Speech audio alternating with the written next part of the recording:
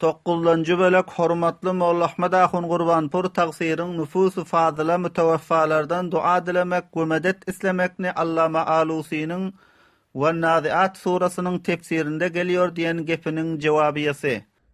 Sure-i Wan-Nazi'at'ın tefsirine baranın da aydiye فَتَسِيرٌ لِشَرَفِهَا وَقُوَّتِهَا من المدبرات أي ملحق بالملائكة أو تصلح هي لأن تكون مدبرة كما قال الإمام إنها بعد المفارقة قد تظهر لها آثار وأحوال في هذا العالم فقد يرى التلميذ شيخه بعد موته فيرشده لما يهمه وقد نقل عن جالينوس أنه مرضا عجز عن علاجه الحكماء فوصف له في منامه علاجه فأفاق وفعله فأفاق وقد ذكره الغزالي ولذا قيل وليس بحديث كما توهم إذا تحيرتم في الأمور فاستعينوا من أصحاب القبور أي أصحاب النفوس الفاضلة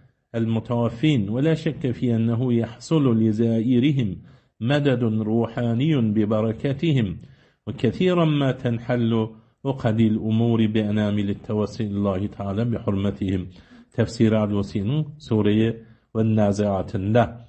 Bunun tercümesi şeyle bazı ruhlar için şerafati derekli, onun gücü derekli ruhaniyetinin olan mudebbirattan bolya, mudebbirat fel mudebbirat emrenden bolyan periştelere layık bolya.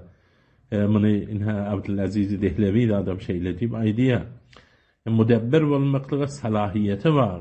Yani ruhlar bedeninden ayrılandan sonra asarlar görün yaşandan, şu alemde ahvallar görülüyor.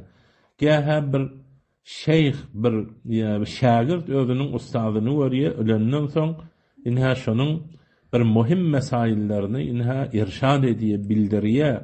Hatta geçen Yunan döwresinde de Jalinus bir katib meril dedi, şunun alacından hakim filsufla aciz bolanda deyişinde şuna inha bir nusha derman aydıldı.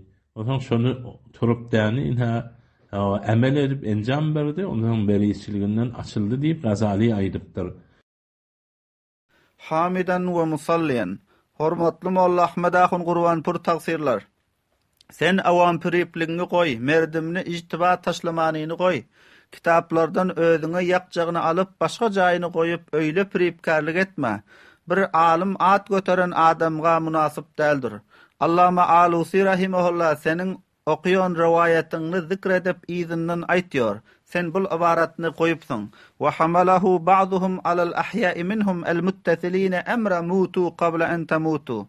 Ve hamlettu şol İmam Gazali'den nakıl bolan rivayetini bazı ulamalar awliyaullahlardan dirlerler ki peýrewlik etgüçi Peygamber Huda sallallahu aleyhi ve sellem'nin mutu qabla en temutu diýen emrine.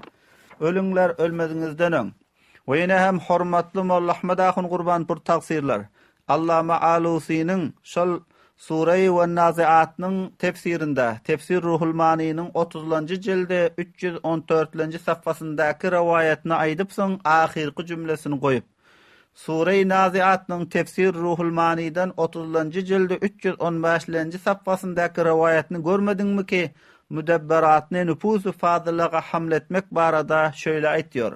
وكذا في حملها على النفوس الفاضلة المفارقة إيهام صحة ما يزعمه كثير من سخفة العقول من أن الأولياء يتصرفون بعد وفاتهم بنحو شفاء المريض وإنقاذ الغريق والنصر على الأعداء وغير ذلك مما يكون في عالم الكون والفساد على معنى أن الله تعالى فوض إليهم ذلك ومنهم خص ذلك بخمسة من الأولياء والكل جهل وإن كان الثاني أشد جهلا. نعم لا ينبغي التوقف بأن الله تعالى قد يكرم من شاء من أوليائه بعد الموت كما يكرمه قبله بما شاء فيبرأ سبحانه المريض وينقذ الغريق وينصر على العدو وينزل الغيث وكيت كرامة له. Müdebbiratny nüfusu fazylaga hamletmekteki ol zadyň dürüstlüginiň ihamy bar ki guman etýär ony köp akly ýeňillerden. Şundan ki bişek weliler tasarruf etýär wefat eden soň. Keselge şifa bermek şekilli, gark bolany gutarmak şekilli, düşman üstüne kömek etmek şekilli, Ondan başga ol zatdan ki bolýar alamy konu fesatda şol manadaki bişek Allah Taala tabşyrdy şonu şol welilerge we şol adamlardan bar has etdi şonu 5 weliga. We şol zatlaryň hemmesi nadanlyk we jehl we ilimsizlikdir. We ikilenjisi gaty nadanlykdyr. Beli munasip bolmaýar tawakkuf etmek şol gepdeki bişek Allah Taala ga wagt ikram etýär hallan adamyna öz dost welilerinden. Weli vefat eden soň hem çunanik ikram etýär şol weliga Allah Taala şol weli ölmezinden awwal hem ol zatniki hallasa besgun etýär Allah Taala keselni we garp bolany gutarýar düşmanyň mukabilinde dostlaryna kömek etýär ýagmur ýagdyrýar we ondan başga zatlar keramet bolan halatda şol weliga binaen hormatly ahunda dijan Molla Ahmed Ahun Gurbanpur taksirler. Sen şu rakam meselede özüňden ijtihat we istinbat etýärsiň. Meselen keramet bar yerinden istimdat dilemekligiň näme eşkali bar diýen ýani edip. Hormatly Molla Ahmed Ahun Gurbanpur taksirler. Sen aýtýarsyň bil ahira biz hem Allama Alusyny red etmiýäris.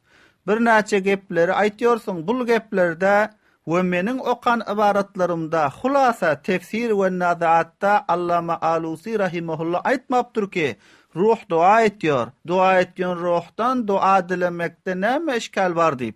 We ya awliyaullah merhumlardan istimdat we medet we kömek dilemek jaiz we dogry diýip Allama Alusy tefsir we nazaatda aýtmapdyr. Hormatly ahundady, ya sen müjtehit bolduňmy ki fuqahalaryň we müfessirleriň we ulamalaryň ibaratlarynyň ijtihad etýärsiň, öz pikri aklyňa ýaraşa. Öz pikri aklyňa ýaraşa mesele çykarýarsyň. Müjtehitde kança alama we nişana we awsaf we ta'arif bolmaly.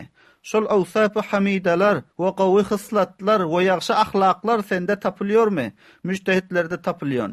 Müjtehit bolsaň her bir arabi ibaratdan mesele çykarşyňa görä. Hormatly ahundady meseleni Qur'an we sünnetden çykarmaly. Müjtehit bolsaň ne pikirden